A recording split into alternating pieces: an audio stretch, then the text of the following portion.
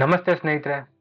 ಡಯಾಬಿಟಿಸ್ನ ನೈಸರ್ಗಿಕವಾಗಿ ನಿಯಂತ್ರಣ ಮಾಡುವ ನನ್ನ ಪ್ರಯತ್ನದ 13ನೇ ದಿನದ ವಿಡಿಯೋ ಇದು.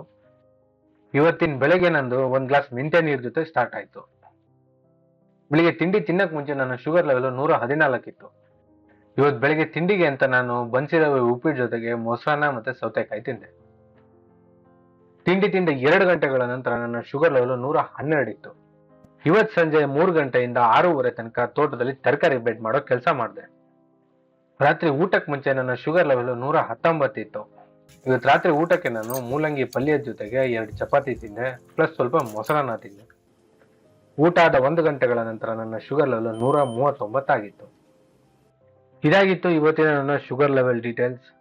ಈ ವಿಡಿಯೋ ಬಂದು ಕಂಪ್ಲೀಟ್ ನನ್ನ ವೈಯಕ್ತಿಕ ಅನುಭವದ ಮಾಹಿತಿ ಆಗಿದೆ. ಇದ್ರ ಬಗ್ಗೆ ನಿಮ್ಗೂ ಏನಾದ್ರೂ ವಿಷಯ ಗೊತ್ತಿದ್ರೆ ದಯವಿಟ್ಟು ಕಮೆಂಟ್ ಬಾಕ್ಸ್ ಅಲ್ಲಿ ಬರೆಯಿರಿ ಅಂತ ಕೇಳ್ಕೊತಾ ಈ ವಿಡಿಯೋನ ಇಲ್ಲಿಗೆ ಮುಗಿಸ್ತೀನಿ. ಧನ್ಯವಾದಗಳು. Take care. ಬಾಯ್ ಬಾಯ್.